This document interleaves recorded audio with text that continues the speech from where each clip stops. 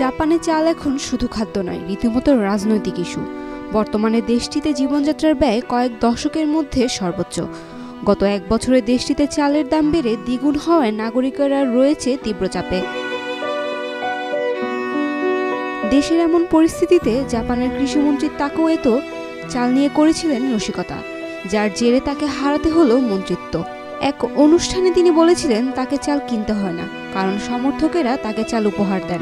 কথাটি তাকুয়েতো রসিকতা হিসেবে বললেও সাধারণ মানুষ এটি মোটেই রসিকতা হিসেবে নেয়নি। এই কথার পরিপ্রেক্ষিতে জাপানিরা রীতিমতো ক্ষোভে ফেটে পড়েন। জনগণের চাপ এবং বিরোধী দলের অনাস্থা প্রস্তাবের হুমকির মুখে শেষ পর্যন্ত তিনি পদত্যাগ করতে বাধ্য হন। এই ঘটনার প্রেক্ষিতে দেশটির প্রধানমন্ত্রী শিগেরু ইশিবার নেতৃত্বাধীন সরকার ইতোমধ্যে জনপ্রিয়তা হ্রাসের মুখে পড়েছে। চাল নিয়ে বিতর্কিত মন্তব্যের পরও প্রথমে এতোকে বরখাস্ত করতে অস্বীকার করায় প্রধানমন্ত্রী ইশিবা সমালোচনার মুখে পড়েন। 2023 সালে তীব্র গরমে ফসলের ক্ষতি, পর্যটনের বৃদ্ধি এবং সরবরাহ চেইনের সমস্যার কারণে মূলত জাপানে চালের দাম দিনকে দিন লাগামহীন হয়ে পড়েছে। দেশটিতে ধানের উৎপাদন এবছর কমে হয়েছে মাত্র 66 লাখ টন। সরকার জরুরি মজুদ থেকে চাল বাজারে ছাড়লেও তা দাম নিয়ন্ত্রণে আনতে ব্যর্থ হয়েছে।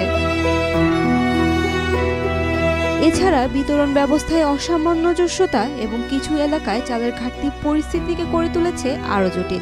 পরিস্থিতি নিয়ন্ত্রণে আনতে দেশটি দীর্ঘ 25 বছর পর দক্ষিণ কোরিয়া থেকে চাল আমদানি শুরু করেছে। পাশাপাশি যুক্তরাষ্ট্র থেকেও আমদানি চিন্তা করছে। তবে জাপানি জনগণ বিদেশি চালে আগ্রহী নন। তারা চান স্থানীয় কৃষক যেন টিকে থাকতে পারেন এবং দেশজ উৎপাদনই যেন প্রধান উৎস হয়। আর তাই আগামী নির্বাচনের আগে জনপ্রিয়তা পুনরুদ্ধারে সরকারকে এমন সিদ্ধান্ত নিতে হবে যাতে কৃষক ও ভোক্তা দুজনেই সন্তুষ্ট থাকেন। Saim Akhtar, Daily Sun. For more updates, follow us on Facebook, subscribe our YouTube channel, get the latest update on www.daily-sun.com.